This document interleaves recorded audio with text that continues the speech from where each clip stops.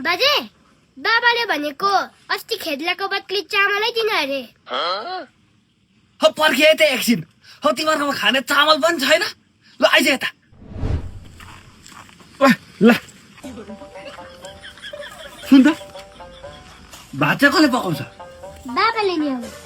बाबाले? तँलाई तेरो आमाको याद आउँदैन? आउँछ है।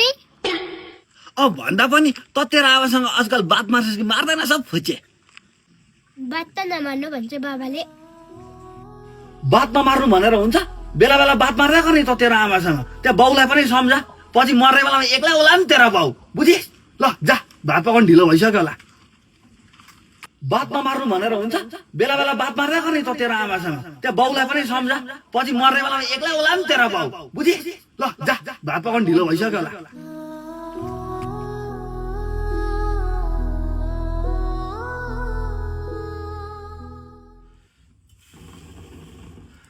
खैले त भाइ चामल? बाबा अब त आमाले जानुपर्छ होला हौ। के को जान्छ? तेरो आमाले तँलाई र मलाई एक्लै छोडेर गएको छैन? अब एक्लै बस्छ।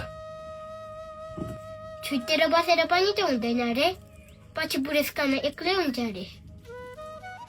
त्योसँग बस्नु भन्दा त बरु एक्लै ठिक छ। बाबा एकपल्ट म आफै गएर भए पनि आमा लिकन आऊँ। जा, भित्रबाट टस लगेर जा। हुन्छ।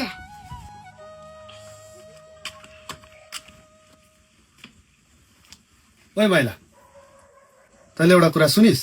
अब हो कि होइन, तेरो बुढी त तल्लो गाउँको पूजनले उडाएर त बेङ्गलोरतिर। ए, कहिले लगेछौ अन्त? भन तँलाई त्यति पनि थाहा छैन? 3 दिन जस्तो भएर त तेरो बुढी लगेको। गाउँभरि हल्लाइ छ। गइ चाहिँ नालेकोमा हुन्थ्यो। अब तँ पनि त्यस्तै छस् नि त, हुँदाखेरि वास्ता गर्दैनस्।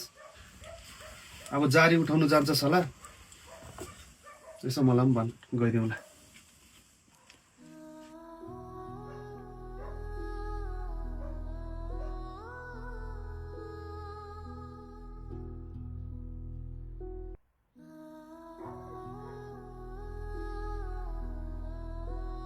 बाबा बाबा मैले आमालाई भेटेँ त। ए, अन्त के भने? मम्मी त ठिकै छ अरे, नसुर्ताउनु अरे।